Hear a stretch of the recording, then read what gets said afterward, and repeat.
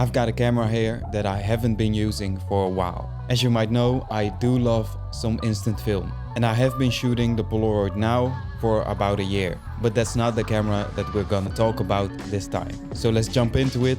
Welcome to a new episode of Frames.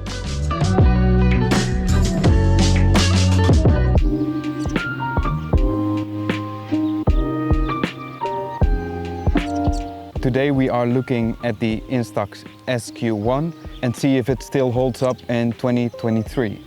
I got this as a gift a couple of years ago for my parents and my family, so I haven't shot really that much with it, so let's test it out. I think this is a beautiful place to do it. By the way, there are 2 shots left in this camera which have been there for ages, so I don't know how these will turn out, but we will see.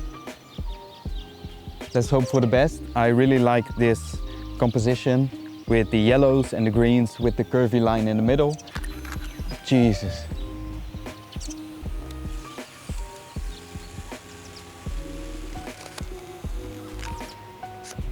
Well, that's 1 shot wasted.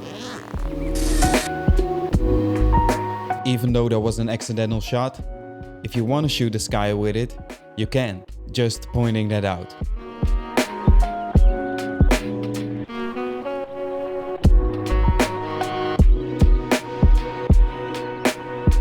The way I just wasted that first frame is just unbelievable.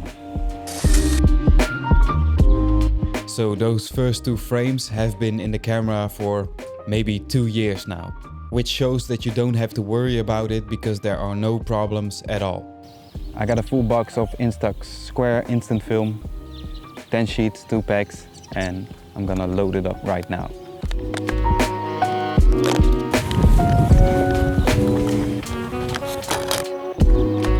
Get out. I always have problems with getting those cartridges out. Got the same on the Polaroid GO. Please let me know if I am doing something wrong.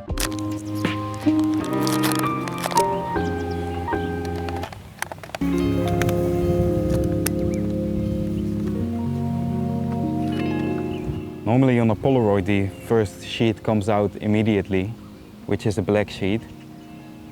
I guess that will happen with this one too, but I need to press it. So if this is a ruined shot, I'm sorry.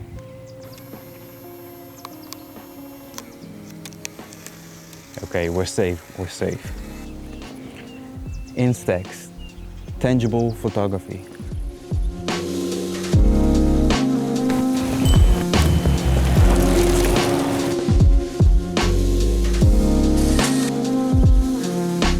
As you can see, there's a very blue cast on the film.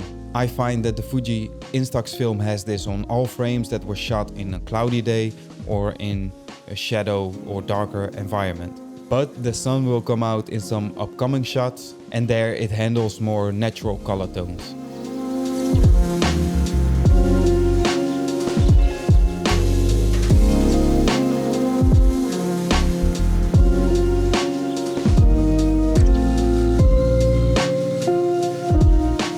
I hope I got those 2 birds in the frame because that would add to it, but I'm really thinking about the dynamic range of the film because of course that isn't that high. So this is all in the shadows and the sky might be blown out, but I don't care. I hope the detail is still in the scene. Yeah, we will see.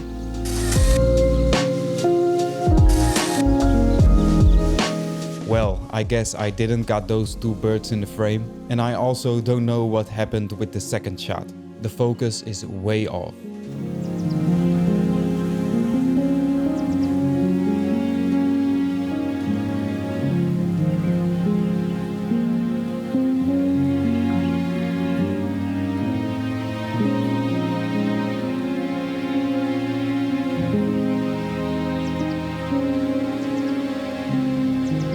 It's harder than you would think it would be, but it's looking beautiful. I will show some B-roll after this.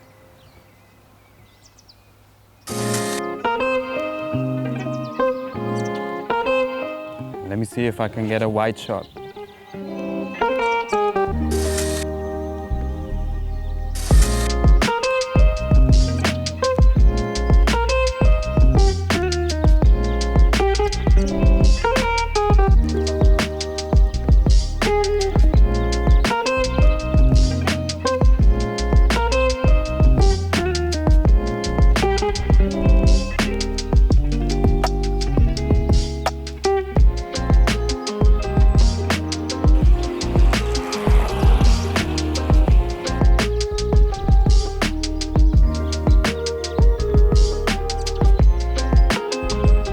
So I got 4 shots left on this film, on this cartridge.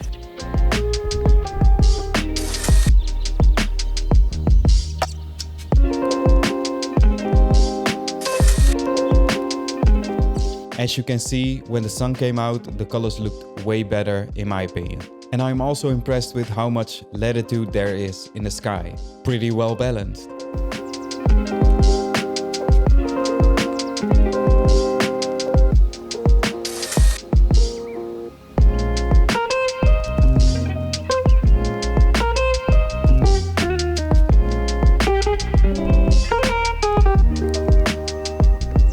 So I think that I should take this last shot of this pond behind me.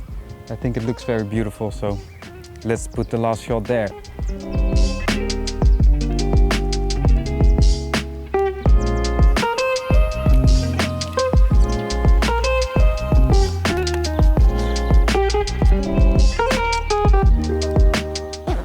That's it.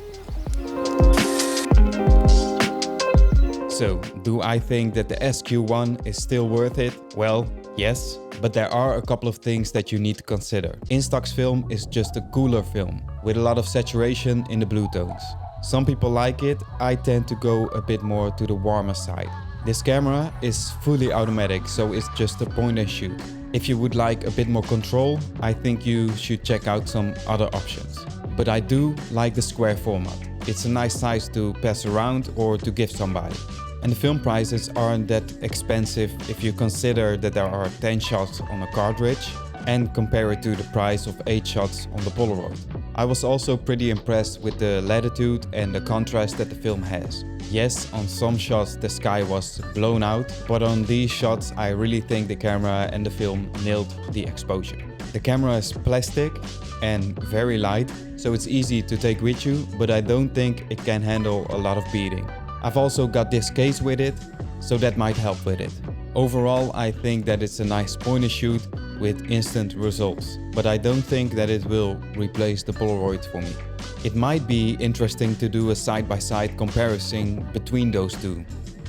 So if you think that's a good idea, let me know by hitting that like button and I'll make a full episode about it. With that all being said, I hope that you have enjoyed the episode. I think that it was a pretty relaxing one to watch. If you have any more questions, please hit me up in the comments down below and I will be happy to help wherever I can. But for now, thanks for watching and I'll see you next week. Peace.